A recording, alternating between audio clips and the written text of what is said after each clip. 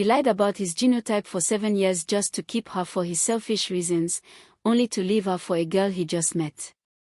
I'm standing in Lagos University Teaching Hospital, holding a piece of paper that's about to shatter 7 years of my life into a million pieces. The paper is shaking in my hands, or maybe I'm the one shaking. The words on it say, compatibility test, high risk, AS+AS. I read it once. Twice. 3 times. Hoping the letters would rearrange themselves. Hoping I was dreaming. Hoping this was some kind of mistake. But it wasn't a mistake. Because 7 years ago, Tunde Adebayo looked me dead in my eyes and told me he was 7 complete years of my life built on that lie. Welcome back to NK's Tales. If you haven't already, please subscribe to my channel. Your support truly encourages me to continue sharing these powerful tales with you. Let me know in the comments where you're watching from. My name is Chioma user. Take yourself back with me to 2017. University of Lagos. Final year. I wasn't looking for love, I was looking for my degree and a good job after graduation. Then Tunde showed up. 6 feet tall, dark skin, smile that could light up a room, confidence that made you believe every word that came out of his mouth. He chased me for 2 months straight before I finally agreed to one date. Our third date. We are sitting at Mama Cass, eating jollof rice and grilled chicken, talking about our futures, our dreams, where we see ourselves in 5 years. That's when I decided to be honest with him. I had to be. I wasn't about to waste my time or let anyone waste it for me. I put my fork down and looked straight at him. Tunde, I need to tell you something important. My genotype is AS. If we are going to be serious, if this is going somewhere, I need to know yours. It matters for our future, for our children. He didn't blink. Didn't hesitate. Didn't even pause to think. He just smiled that beautiful smile and the words came out so smooth, so easy, so confident. Perfect. I'm A. We are completely compatible. You have nothing to worry about, Chioma. We are good. Just like that. No stammering. No nervousness. No second thoughts. The lie rolled off his tongue like truth. I believed him. Why wouldn't I? What kind of person lies about their genotype? What kind of human being builds a relationship, plans a future, discusses children with someone while hiding something that could affect those children's entire lives? Tunde Adebayo, that's who.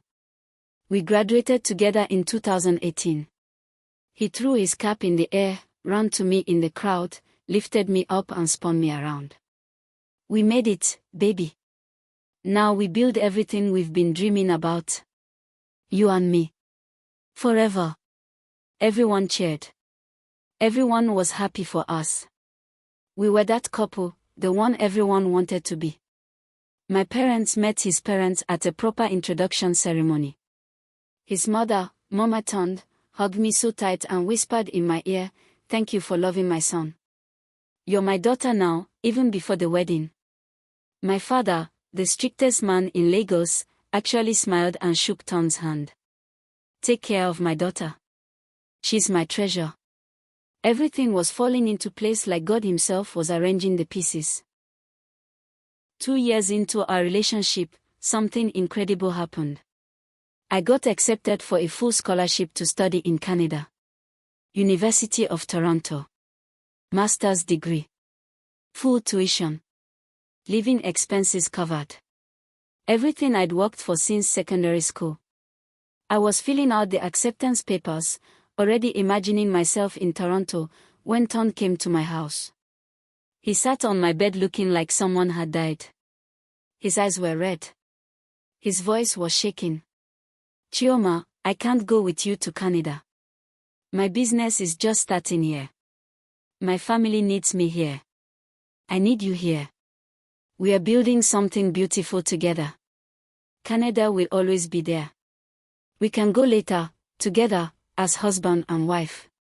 But right now, I need you to stay. I need us to build our future here first." I looked at that acceptance letter for 3 days. Toronto skyline in my mind. My dreams right there in black and white. Then I looked at Tunde. At the life we were building.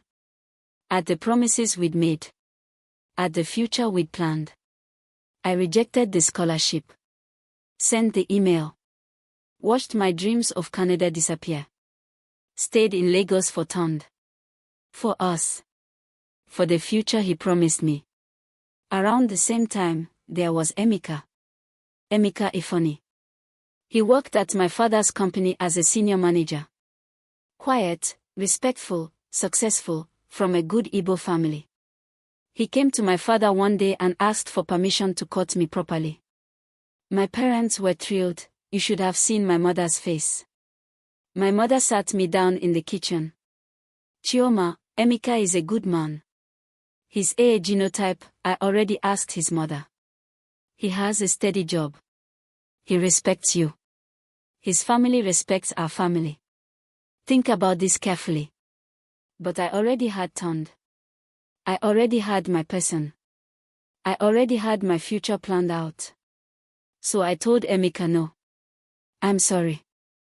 I'm already in a committed relationship. I hope you understand. He took it well, like a gentleman. If things ever change, I'll be here. Take care of yourself, Chioma. I chose Tunde. Over Canada. Over Emeka. Over everything else. Year 3 of our relationship, Tunde's import business hit some problems. He came to my house looking stressed, looking desperate. Chioma, I need capital. The business is about to take off, but I need to purchase inventory. I need 2 million naira. My partners pulled out. The bank denied my loan. Baby, I need you. This is our future. When we get married, everything I have is yours anyway. We are investing in us. 2 million naira. My entire life savings. Money I'd been putting away since I was 19 years old. Money for emergencies, for my future, for security. I went to the bank the next day and withdrew everything. Handed it to Tunde in cash. Watched him count it, kiss me, promise me the world. I'll pay you back with interest. I promise. This business is going to change our lives. I believed him. I always believed him. For years, 5 and 6 bled together in this beautiful haze of building and planning and dreaming. We went to friends' weddings together, always the couple people asked about. When is it your turn? We'd laugh and say soon, very soon. We discussed baby names over Sunday lunch, 3 boys and 2 girls. Tunde Jr., Chigazi, Chokwibuka, Adis, and Amarochi. We looked at houses in Lekki Phase 1. Created Pinterest boards for our dream home. Planned how we'd arrange the furniture, what color we'd paint the nursery, where we'd plant the garden. We were that couple everyone envied. Tunde and Chioma. Chioma and Tunde. Inseparable. Forever. Solid. Strong. But now, looking back with clear eyes, I see what I missed. Little things I brushed off. Red flags I painted green. Whenever my friends gathered and someone mentioned genotype testing before marriage, Tunde would suddenly remember an important phone call. Let me take this outside, it's my supplier. He'd disappear for 20 minutes. When I'd suggest we go together for comprehensive medical screening, just to have everything documented, he'd wave it off. Why waste money? We already know we are compatible. Remember, I'm your ass. We discussed this already. When I asked to see his test results, just to file them away with our important documents, there was always an excuse. They are at my parents' house in their storage room. Next time, I think I lost that paper when I moved apartments last year. Another time, we can just do a fresh test when we are ready. No need to dig through old papers. I trusted him. That's what you do when you love someone, right? You trust them. You believe them. You take their word as truth. 6 months ago, everything I'd been waiting for finally happened. Tunde proposed properly. Not just the ring he'd given me in year 2 that we called an engagement ring. This was official. Both families present. He got on his knee at his parents' house during Sunday lunch. Presented a new ring, a diamond that caught the light and made everyone gasp. Chioma, you are my heart. You are my future. You are the mother of my unborn children. Will you marry me? My mother burst into tears. His mother started ululating. My father smiled, actually smiled, and said, "Welcome to the family, son." We set a date right there. December 28, 2024. 6 months away. Just enough time to plan the perfect wedding. I became a bride in full planning mode. Created folders on my laptop, one for venues, one for dresses, one for decorations, one for catering, one for everything. I chose burgundy and gold as our wedding colors because they represented royalty and wealth. Selected the Osoebi fabric, a beautiful burgundy lace with gold threading. Started my bridal diet, no rice after 6 p.m., 30 minutes of exercise every morning. Found the perfect makeup artist who specialized in bridal looks. Everything was coming together. My life was finally becoming everything I dreamed of since I was a little girl. Then my sister came home. Adis. She's a nurse at the General Hospital, and she's always been the practical one in our family, the one who thinks with her head instead of her heart. She came home for a weekend visit and called me and Tunde into the living room. She sat us both down with this serious look on her face. "I know you two have been together since university.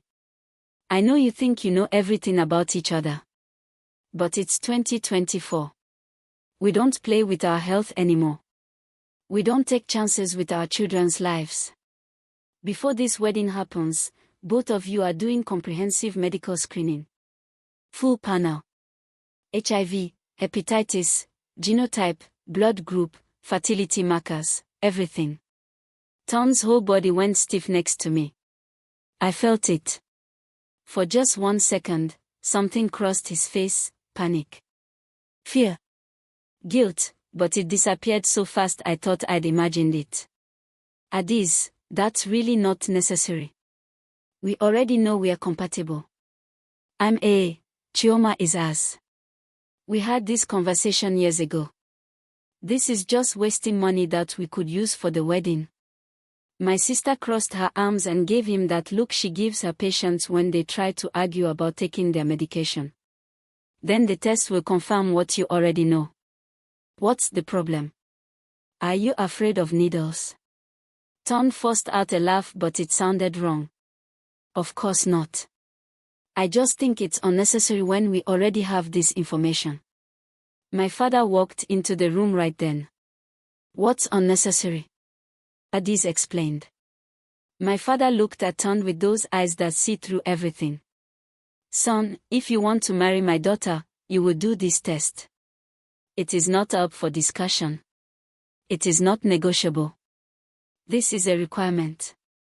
What could Tunde say? He agreed. Of course, sir. No problem. We'll book the appointment this week. But everything changed after that conversation. The week before our test appointment, Tunde became a different person. He'd come to my house, but his mind was somewhere else. He'd take phone calls late at night and walk out of the room, talking in whispers. He'd say he had to go to the office on Sunday afternoon. On Sunday. He'd look at me sometimes with this expression I couldn't read, like he was memorizing my face, like he was already saying goodbye. I thought it was wedding stress. Everyone says planning a wedding is stressful, that couples fight during this time, that it's normal. I brushed it off. The test day arrived. Monday morning, 8 a.m. appointment at Lily Hospitals. I was excited, chattering the whole drive there about the wedding updates. The venue confirmed our date and sent the final contract. The caterer wants us to come for the menu tasting on Thursday. My dress fitting is on Saturday. You can't come to that one though, bad luck to see the dress. Oh, and your mother called, she wants to know if we've chosen the wine for the traditional marriage. Tunde was silent. Just driving. His hands gripping the steering wheel so tight his knuckles were white. When I touched his hand, it was ice cold despite the Lagos heat. Baby, are you okay? You look pale. I'm fine. Just don't like hospitals much. They make me nervous. We got to the hospital. Sat in the waiting room. I was scrolling through wedding hashtags on Instagram, showing him decoration ideas. He was staring at the wall. Just staring. Not blinking. Not responding. His leg was bouncing up and down, up and down. Mr. and Mrs. Adebayo. The nurse called us even though we weren't married yet, and I loved the sound of it. Mrs. Chioma Adebayo. Soon. They took me first. I barely felt the needle. Been giving blood since university for various medical checks. No big deal. Then Tunde's turn. He sat in that chair like he was sitting in an electric chair waiting for execution. Sweat started forming on his forehead. His hands were shaking. The nurse tied the tourniquet around his arm and I watched his whole body tense up like he was preparing for something terrible. Baby, it's just a small needle. Are you really that afraid of injections? He didn't answer. Just closed his eyes tight and turned his head completely away. The nurse drew his blood quickly. All done. Results will be ready in 3 days. You can collect them from reception. 3 days later. Wednesday afternoon. I went to the hospital to collect our results. Tunde had called that morning. Baby, I have a really important meeting with potential investors. Can you pick up the results? Call me the moment you get them. I walked into that hospital feeling light, feeling happy, mentally checking off another item from my wedding preparation list. Get medical results, check. Next up, cake tasting with my mother on Friday. The receptionist looked at my ID, checked her system, then her face changed. Miss Chioma, please wait here. The doctor wants to see you. That should have been my first warning. They don't usually call you to see a doctor for routine test results. But I thought maybe she just wanted to congratulate us, maybe give us some premarital health advice. The doctor's office. Dr. Amoka Okafor. She was young, maybe late 30s, with kind eyes. She gestured for me to sit down. That should have been my second warning. She pulled out 2 folders. My name on one. Tunde's name on the other. Miss Chioma, I asked to speak with you privately because I need to deliver some information that will be difficult to hear. Your test results show you are AS, which you already knew. However, your fiancé's results show he is also AS. The room tilted. Her voice kept going but it sounded like I was underwater. This means you are both carriers of the sickle cell trait. Any children you have together would have a 25% chance, 1 in 4, of being born with sickle cell disease. This is a serious genetic condition that causes severe pain, organ damage, and reduced life expectancy. I know this is not the news you hoped for, but it's crucial information for you to have before marriage. I heard myself speaking but it didn't sound like my voice. No. There's a mistake. Tunde is A. He told me 7 years ago when we started dating. He's A. Dr. Amoka looked at me with so much pity it made my stomach turn. Miss Chioma, our laboratory is one of the best in Lagos. We double-check all genotype results specifically because of how important they are. Your fiancé is definitely AS. Perhaps there was a miscommunication. Perhaps he should verify his previous test results. But I already knew. The truth was sitting in my chest like a stone. There was no miscommunication. There were no previous test results. There never had been. I walked out of that hospital in a daze. Got to my car. Sat there. Didn't start the engine. Just sat there holding those two papers. ASandAS. ASandAS. The words blurred as tears filled my eyes. I called the hospital Tunde claimed he tested at 7 years ago. The one he'd mentioned casually when I first asked about his genotype. Good afternoon, I'm trying to verify test results for a patient. Tunde Adebayo. He would have tested there in 2017. One moment, more. Typing sounds. I'm sorry, Ma. We have no record of anyone by that name in our system. I called the University of Lagos Health Center. Same story. No record. I called 2 other hospitals. Nothing. Nothing. Nothing. The lie was complete. The lie was thorough. The lie was 7 years deep. I called Tunde. My voice came out flat, dead. Meet me at Terra Culture. Right now. Chioma, I'm in a meeting with the investors I told you about. Can it wait until? No. It cannot wait. Meet me there in 30 minutes or don't bother coming to my house ever again. I got there first. Didn't order anything. Just sat at a table in the corner, those test results in my bag, my heart beating so hard I thought everyone in the restaurant could hear it. Tunde walked in 25 minutes later. Smiling. Casual. Like nothing in the world was wrong. Like he hadn't just destroyed my entire life. Hey, baby. What's so urgent? Did something happen with the wedding planner? I didn't say anything. Just reached into my bag, pulled out those 2 papers, and placed them on the table between us. Watched his face.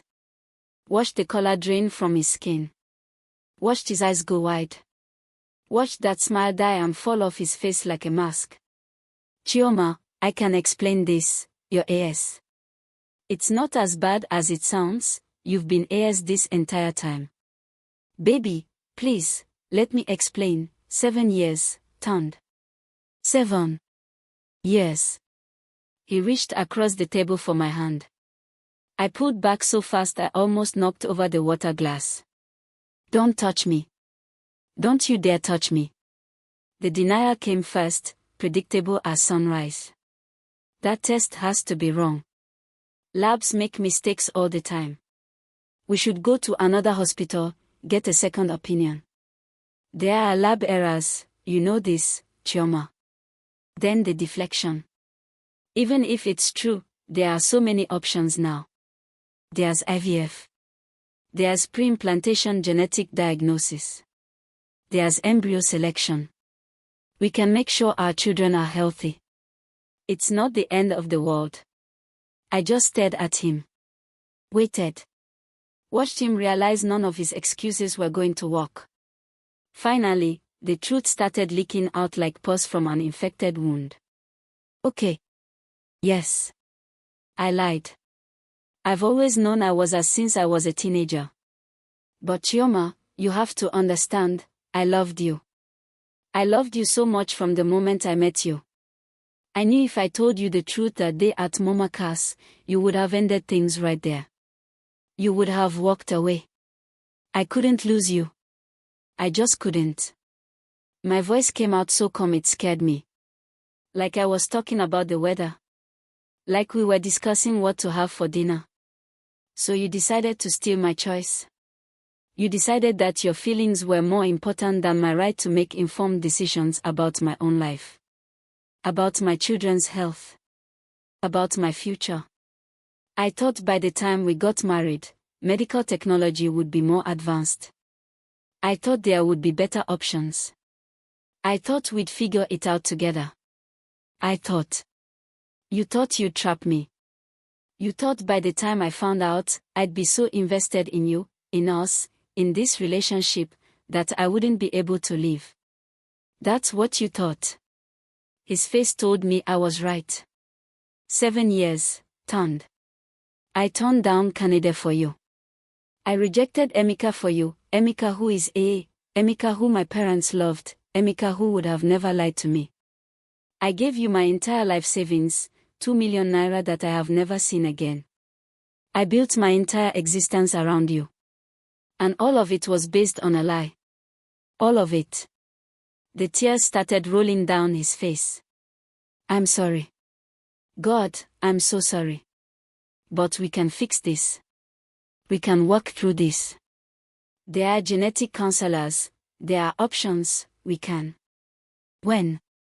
The word cut through his begging like a knife. When were you planning to tell me the truth?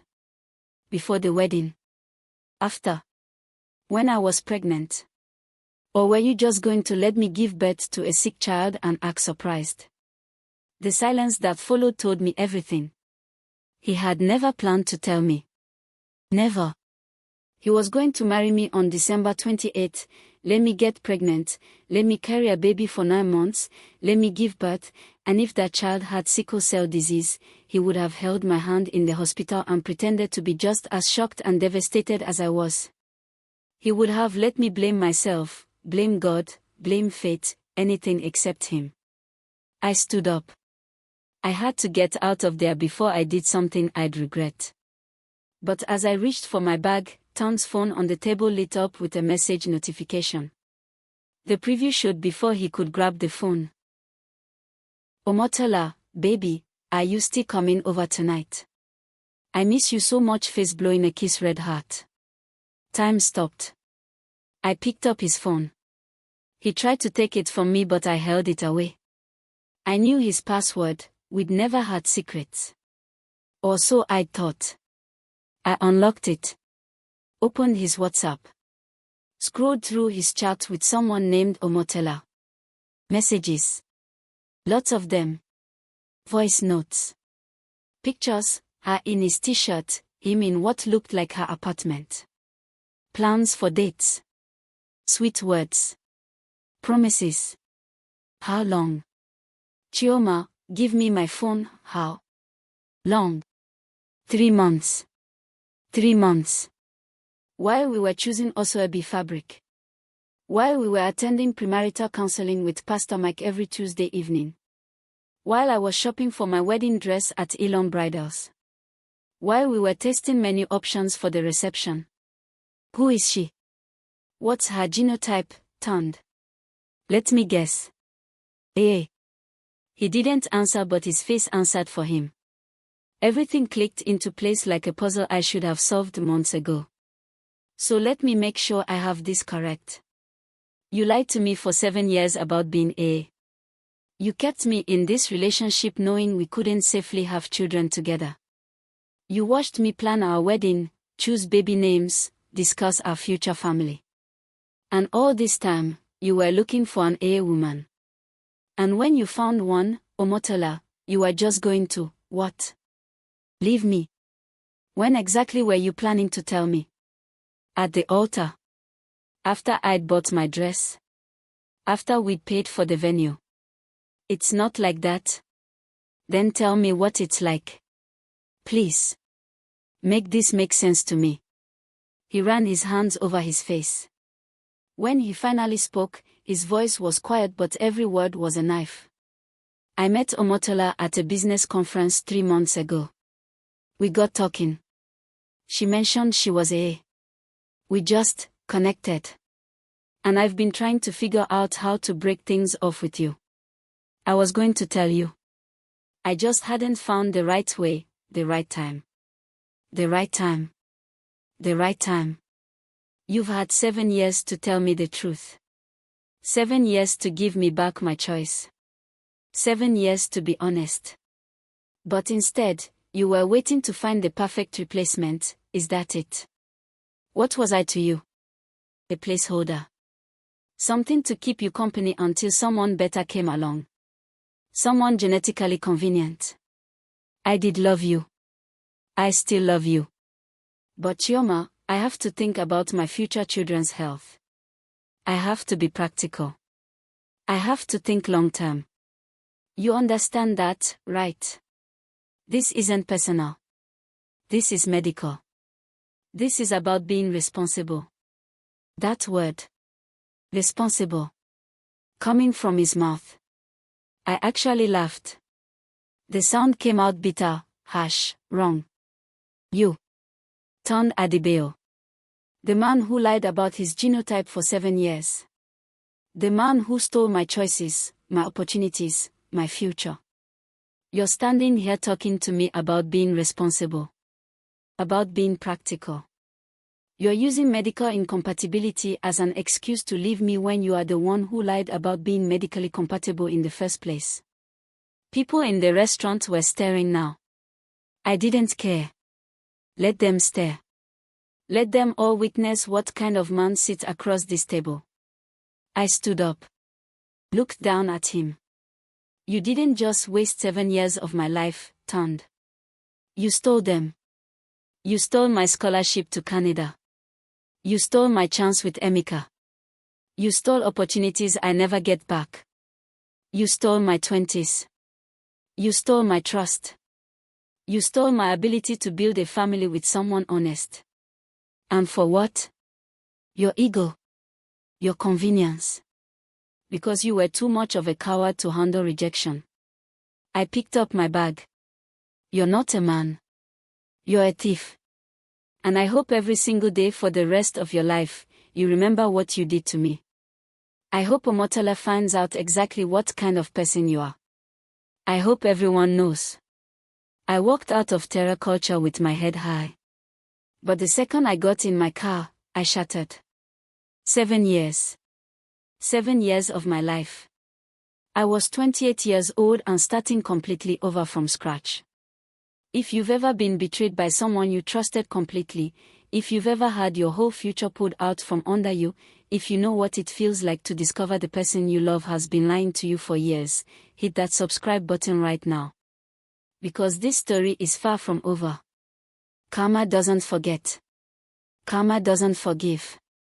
And karma was about to come for Tunde Adebayo.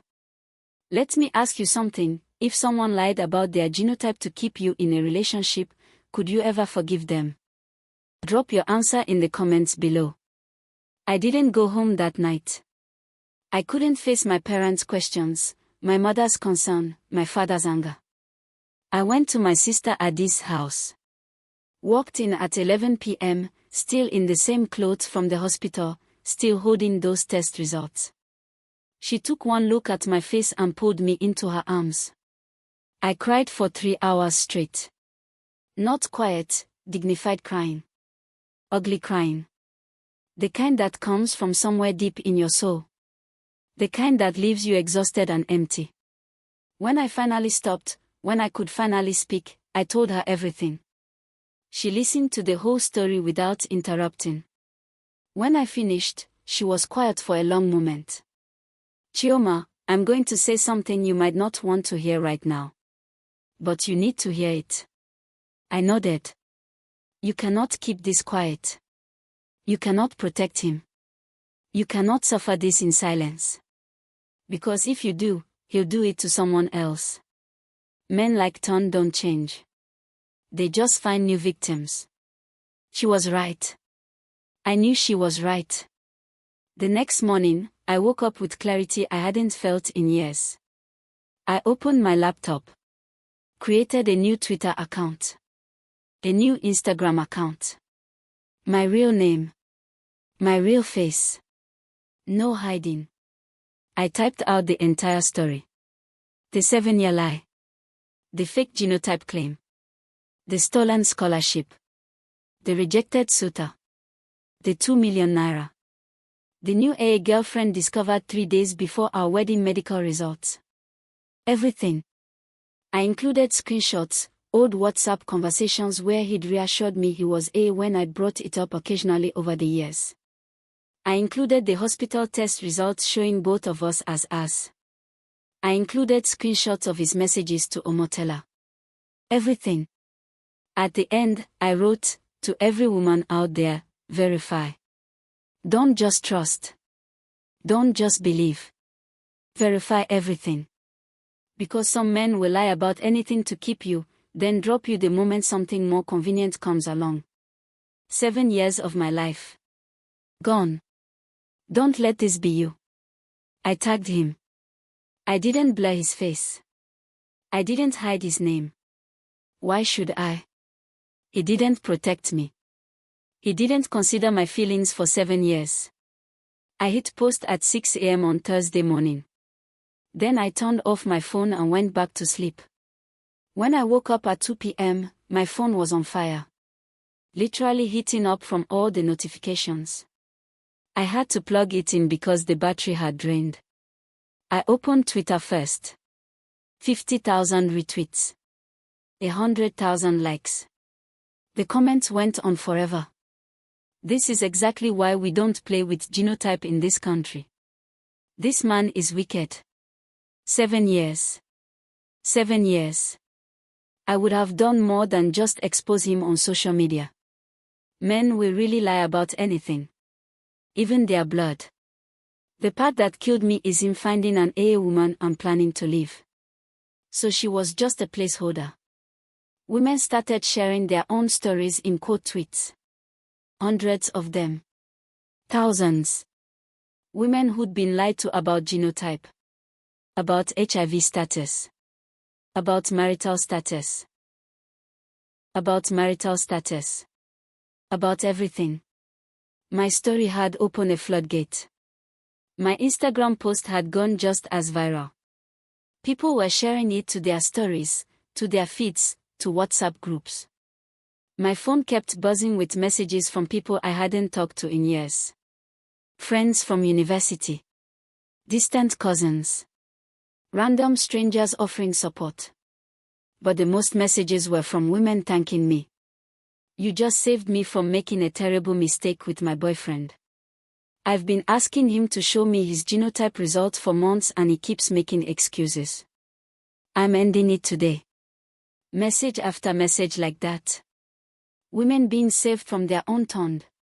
Tunde tried damage control immediately. He posted on his own Instagram, there are always two sides to every story. I made mistakes in my relationship, yes, but I'm being unfairly vilified and attacked by someone who wants to destroy my reputation. I'm only human. I deserve grace and forgiveness like everyone else. The comments under his post were savage. Nobody was buying it. So what's your side of the story? That you only lied for 6 years instead of 7.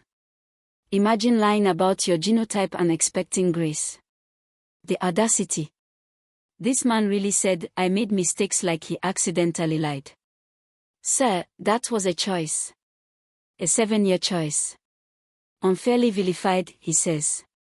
Brother, you are being fairly vilified for terrible behavior. The lion, the witch, and the audacity of this man. By Friday, it had spread beyond social media. Blogs picked it up. The Nigerian Twitter community made him trend. Relationship forums discussed it. YouTube commentary channels made videos about it. I became that woman who exposed her lying fiancé. He became that guy who lied about his genotype for 7 years. Then the real consequences started. Tunde owned a consulting firm, Adebayo and Associates, with 3 other partners. They called an emergency meeting Friday evening. I know because one of the partners' wives sent me a message. Chioma, I just want you to know that we had no idea about any of this. My husband and the other partners are meeting with Tunde right now to discuss his removal from the company. We cannot have someone who lies about something this serious representing our brand. What does that say about our integrity? About our business practices? I'm so sorry for what he did to you. By Saturday morning, it was official. They bought him out. Forced him to sell his 25% share in the company and resign. His name was removed from the company letterhead, from the website, from all the marketing materials. 7 years of building that business, gone in one decision. His friends started pulling away. I saw it on social media. The group chat screenshots people sent me, his boys distancing themselves. Yo, Tunde's behavior is actually crazy. I can't rock with that. His friends who used to post pictures with him every weekend suddenly stopped tagging him. Stopped responding to his messages. Nobody wanted to be associated with him. His church, That was the part that really hurt him, I heard. New Covenant Chapel, where he'd been a youth leader for 4 years, where he led Bible study every Wednesday, where he was being groomed for eldership. They called him in for a meeting with the pastoral council. His mother told my mother about it later. They told him he could still worship there, but they were removing him from all leadership positions immediately. They said the youth look up to their leaders, and what message would it send to have him teaching about integrity while he'd lied about something this fundamental? He came home and cried for hours. Said they humiliated him. Good. He deserved to feel a fraction of the humiliation he'd put me through. Even his own family was ashamed. His mother called me, crying. Chioma, my daughter, I didn't raise him like this. I didn't teach him to lie and deceive. I don't understand where I went wrong. I'm so sorry. I'm so ashamed. You deserved better than my son. I actually felt bad for her. None of this was her fault. His father stopped taking his calls. His sisters posted cryptic messages on social media. One of them wrote, "Real men don't need lies to keep a woman. Real men handle rejection with dignity and move on. Real men think about consequences before actions." Everyone knew she was talking about her brother. But you want to know the sweetest part of karma? Omotala. She sent me a DM on Monday afternoon. Chioma, please. Can we meet? I need to talk to you. Please. I agreed. I don't know why. Curiosity maybe. Or maybe I just wanted to see her face when she realized what kind of man she'd chosen. We met at Cafe Neo in Victoria Island. She was beautiful, I'll admit that. Tall, light skin, long Brazilian hair, dressed expensive. She sat down across from me and immediately started crying. I didn't know. I swear on my life, on my mother's life, I didn't know he was engaged. He told me he'd just ended a long-term relationship. He said he was single and ready to move on. He said you two had broken up months ago. I would never, I'm not that kind of woman, I promise. Part of me wanted to be angry at her. But looking at her cry, I realized she was a victim too. Different kind of victim, but still. Did he tell you his genotype when you met? She nodded, wiping her eyes with a napkin. Second date. He asked mine first. I told him I'm A. He got this relieved look on his face and said his ass. He was so grateful we were compatible. At least he told you the truth about that. That's more honesty than he gave me. She looked at me with these desperate eyes. After I saw your post, after I saw everything you went through, 7 years, Chioma. 7 full years of lies. 7 years of stolen time.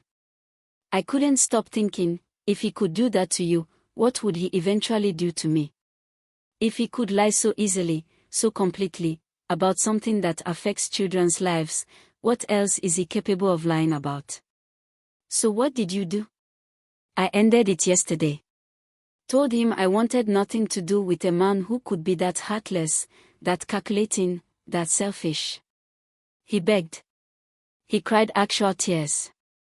Told me I was different, that what we had was real, that he would never lie to me like he lied to you. And what did you say? I asked him if what he had with you wasn't real. I asked him if he didn't love you. He couldn't answer. He just sat there looking guilty. So I told him to never contact me again. We sat there in silence for a moment. 2 women. Different stories. Same man. Same lies. Same selfishness.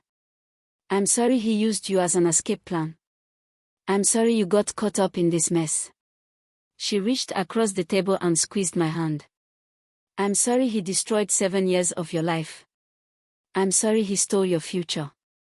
You deserve so much better. We parted ways after that. Never spoke again. Didn't need to. She'd served her purpose, even Ton's replacement didn't want him. Meanwhile, I started healing. Real, actual healing. My sister Adis became my anchor. My parents surrounded me with love instead of judgment. My mother stopped asking when I was getting married and started asking how I was feeling. My father took me out for dinner every Friday, just the two of us, letting me talk or not talk, whatever I needed. My friends rallied. The group chat became my support system. They'd send me funny videos, encouraging messages, reminders that I was loved and valued. They'd show up at my house unannounced with ice cream and movies. But the most important thing I did, I went to therapy. Real therapy. With a psychologist who specialized in betrayal trauma. Dr. Ifeoma Chukwu. I saw her every Wednesday afternoon for an hour. In our third session, she asked me something that changed my entire perspective. Chioma, you keep saying Tunde stole 7 years from you. But what if he didn't steal them? What if those 7 years were an investment in teaching you exactly what kind of man to avoid? What if they were preparation for recognizing real love when it comes? I'd never thought about it that way. Those 7 years taught me about red flags I'd missed.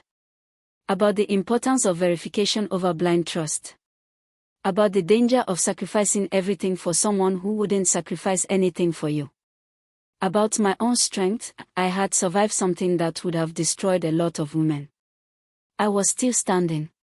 Still breathing. Still here. 2 months after the breakup, I ran into someone at my friend Ngozi's birthday party.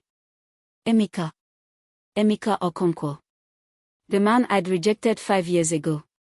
The AA man my parents had loved. The gentleman who'd accepted my rejection with grace. He was standing by the drinks table, laughing at something someone said. He looked good. Better than I remembered. More confident. More settled into himself. Our eyes met across the room. He smiled, not the smile of someone who wanted to rub my situation in my face, but genuine warmth. He walked over. Chioma. It's good to see you. How have you been? We talked. Just talked. About work, about life, about the people we knew at the party. He didn't bring up Tunde. Didn't mention the viral post. Didn't ask about the broken engagement. He just talked to me like a friend. Like someone who genuinely cared how I was doing. Before I left the party, he said something that stuck with me. Chioma, I heard what happened. I'm sorry you went through that. But I'm not going to pretend I understand your pain or know how you feel. I just want you to know that not all men are like that. Some of us believe in honesty. Some of us believe your partner deserves the truth, always, even when it's uncomfortable. We exchanged numbers. Started talking. Just as friends. No pressure. No expectations. No rush. We'd get coffee sometimes. Text about random things. He sent me funny memes about work. I sent him recommendations for restaurants. 3 weeks into our renewed friendship, we met for coffee at Cilantro. We were laughing about something when he did something Tunde never did. He pulled out his phone, opened his email, and showed me a document. These are my medical records from my last annual checkup 2 months ago. I'm a genotype. Here's my blood pressure, my cholesterol levels, my blood sugar, everything. I believe in transparency, Chioma. I believe you've been through enough lies to last 10 lifetimes. I started crying right there in the cafe. Not from sadness. From relief. From finally meeting a man who understood that love without honesty is just manipulation. We took it slow. Slower than slow. We built a friendship first. Trust second. Then, months later, carefully, gently, love. He never rushed me. Never pressured me. Never made me feel damaged or broken because of what Tunde had done. He treated my healing like it was sacred. 6 months after my breakup, Emeka and I made it official. By month 7, We'd done every medical test available together, not because we didn't trust each other, but because transparency was our foundation. We went to the lab together, held hands while they drew our blood, collected the results together. ASandAS. Compatible. Safe. Honest. Real. My parents were overjoyed. My mother couldn't stop crying happy tears.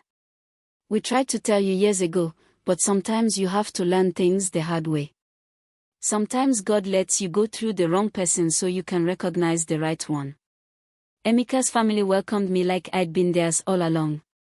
His mother held my face in her hands the first time we visited.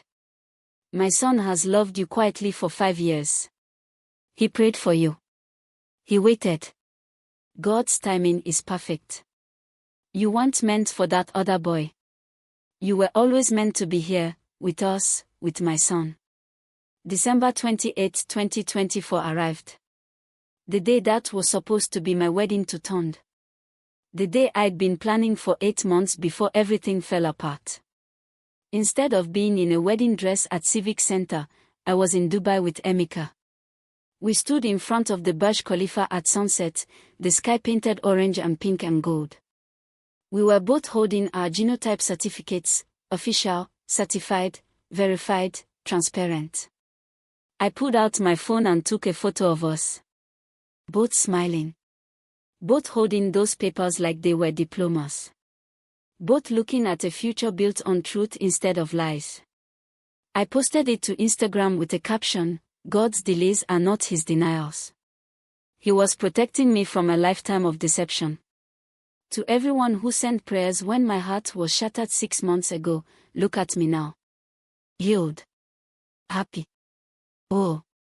With a man who believes honesty is the foundation of love, not an option. A plus AS equals perfect compatibility and even more perfect trust. Sometimes you have to go through the wrong person to recognize the right one. Sometimes betrayal is God's protection. #God's timing, #truth wins, #moving forward, #hereditary compatibility, #genotype matters. The post went viral too. But this time, it was a good kind of viral. 50,000 likes in 4 hours. Comments pouring in with congratulations, with testimonies, with hope. From broken to blessed. Your testimony is powerful. This is what happens when you trust God's timing instead of forcing your own. He really left you for an A woman and then lost everybody. Meanwhile, you're in Dubai with your A king. God doesn't sleep. Your story encouraged me to leave my lying boyfriend. Thank you for your bravery. Someone tagged Tunde in the comments. I don't know if he saw it. I genuinely don't care. If this story is giving you hope, if you believe in karma, if you know that God's protection sometimes looks like rejection, subscribe to this channel right now. Share this video with someone who needs to hear that there's life after betrayal. There's love after lies. There's happiness after heartbreak. Here's my question for you. Have you ever had to walk away from someone you love because they weren't who they pretended to be? How did you heal? What helped you move forward? Share your story in the comments below. Your testimony might be the encouragement someone else needs today. While I was in Dubai building something real with someone honest, Tunde was in Lagos watching his life crumble. I didn't keep track of him intentionally, but Lagos is small, and people talk, and my sister Adiz made it her mission to keep me updated. His consulting business never recovered. Getting forced out by his own partners destroyed his reputation in the industry. He tried to start a new company on his own, but clients wouldn't work with him. They'd Google his name and find my viral post. Find the lies.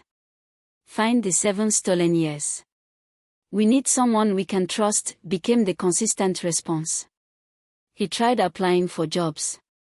His resume was impressive, years of experience, successful projects, good education. But every interview ended the same way. We'll get back to you. They never did. HR departments would do background checks, find his name all over social media attached to genotype fraud and relationship deception. No company wanted that liability. His friends completely abandoned him. The group chat he'd been part of for 8 years. They created a new one without him. The basketball games every Saturday that he'd never missed. Suddenly nobody could give him a ride. The Owambi parties where he was always invited. His name stopped appearing on the invite list. Dating became impossible. Every woman he approached would recognize him. Wait, you're Tunde. The Genotype guy. No thank you. Or they'd give him their number, Google him later, and block him immediately. Some would match with him on dating apps, realize who he was, and unmatch with a message, saw your story. You're disgusting. He tried moving to Abuja to start fresh. Got an apartment there. Started attending networking events, trying to rebuild. Then someone from Lagos recognized him at a business mixer. By the end of the night, everyone at that event knew who he was. That's Tunde Adebayo. He lied about his genotype for 7 years. Be careful. He moved back to Lagos within 2 months. Tail between his legs. Reputation in ruins. His church membership. He stopped attending New Covenant Chapel after they removed him from leadership. Tried 3 other churches. But church people gossip more than anyone, and the story followed him. Whispers in the parking lot. Pointed stairs during service. Eventually, he just stopped going to church altogether. Last I heard, about 8 months after our breakup, he was working a regular 9-to-5 job at a small farm. Nothing like the consulting business he'd owned. Nothing like the life he'd built. Living alone in a 1-bedroom apartment in Suralere. Still single. Still paying for his choices every single day. The internet never forgets. Screenshots are forever. My viral post is still out there, still being shared, still popping up whenever someone searches his name. His punishment isn't a one-time thing, it's ongoing, daily, permanent. Meanwhile, my life kept getting better. Emeka proposed to me 4 months ago. Nothing extravagant. Just the 2 of us on a quiet beach in Lekki at sunset. He got on his knee in the sand and told me he wanted to spend his life proving that love and truth can coexist, that honesty and romance aren't mutually exclusive. I said yes without hesitation. Without doubt. Without fear. We are getting married in 2 months. April 15th. The invitations are already printed, simple, elegant, honest. Just like everything else about our relationship. The venue is booked. The dress is being made. The Osoebi has been distributed. Everything is coming together. But this time, it's different. This time, my foundation is solid rock instead of quicksand. This time, I'm not building on lies and false promises. This time, I know exactly who I'm marrying because he's shown me through actions, not just words. We did something together last week that felt significant. We went shopping for frames. Bought 2 of them. Came home and framed both our genotype certificates, his AA, my AS, and hung them in our new apartment living room. Right where everyone can see them. Not as a reminder of my past pain, but as a reminder of what we are building. A future where our children will be healthy. A future where honesty isn't negotiable.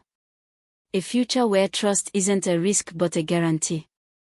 I look at those certificates every morning when I wake up. A and AS. Compatible. Verified. True. Real. Emeka comes up behind me sometimes when I'm staring at them. Wraps his arms around me. Kisses my shoulder. No secrets. No lies. Just us and the truth.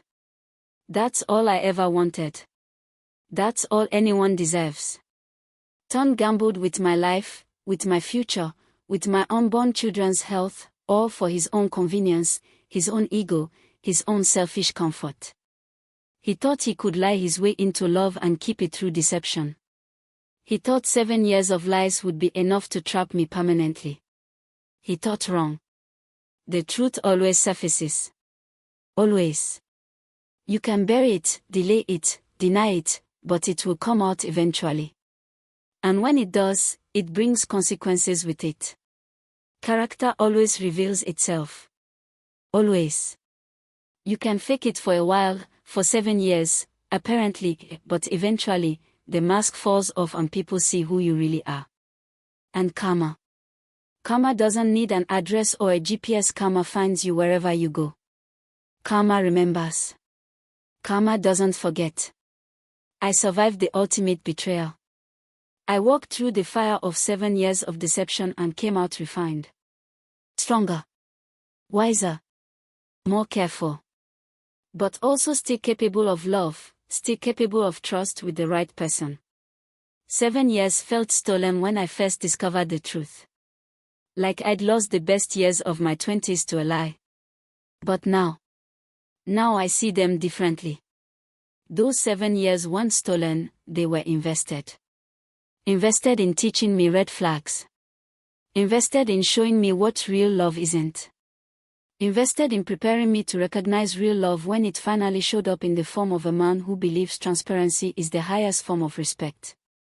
7 years before marriage is better than 70 years married to a lie. 7 years of dating a deceiver is better than a lifetime watching my child suffer from sickle cell disease that could have been prevented with one honest conversation.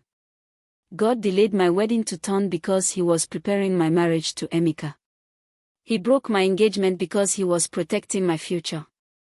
He let me discover the lie because he loved me too much to let me live in it forever. And to every person watching this who's been lied to, betrayed, deceived by someone they trusted, your story isn't over. This chapter is painful, yes. This season is difficult, absolutely. But it's not your ending. It's your redirection. The pain you're feeling right now is temporary. The tears you're crying right now will dry. The heart that's breaking right now will heal. But the strength you're building, the wisdom you're gaining, the discernment you're developing, that's permanent. That's yours forever. The person who broke your heart doesn't get to write your ending. They don't get to define your worth. They don't get to determine your future. You do. Not everyone who holds you close has your best interest at heart. Some people love you only as long as you're convenient. Only as long as you serve their purpose. Only as long as you don't ask too many questions or require too much honesty. But when someone shows you their character, when they show you they're capable of lying about something as fundamental as genetic compatibility, believe them. Don't make excuses for them. Don't rationalize their behavior. Don't convince yourself it's not that serious. Believe what they've shown you and walk away. Choose truth over convenience every single time. Choose honesty over comfort. Choose verified facts over sweet words and empty promises. Because 7 years of beautiful lies can't compete with 1 moment of ugly truth. A man who truly loves you would never gamble with your future. Would never risk your children's health. Would never steal your choices. Would never keep you in a relationship based on a lie that could affect generations. Real love is honest. Real love is transparent. Real love doesn't require you to verify basic facts because real love offers them freely.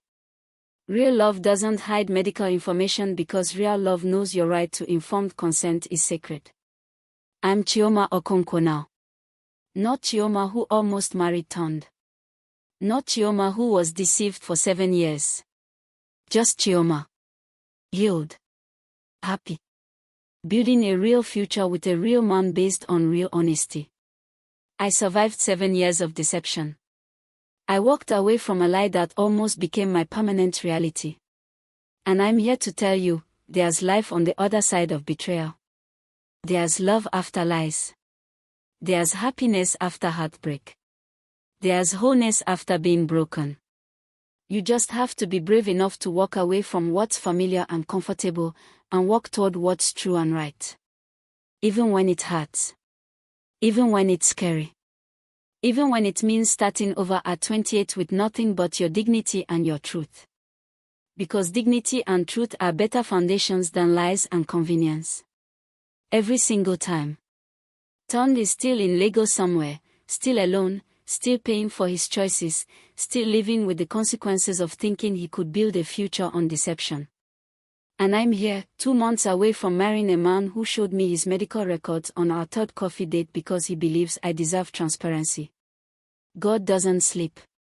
Karma doesn't forget. Truth always wins. And love, real love, always requires honesty. If this story touched your heart, if you believe liars never prosper, if you know someone who needs to hear that there's hope after betrayal, subscribe to this channel right now. Hit that notification bell. Share this video with everyone who needs to know that karma is real and God's protection sometimes looks like painful rejection. One final question before you go: what's the biggest lie someone ever told you in a relationship, and how did you find out the truth? Share your story in the comments. Let's create a space where people can heal together, learn together, and protect each other from the thorns of this world. Your story matters. Your voice matters. And your healing can inspire someone else's freedom. Thank you for watching.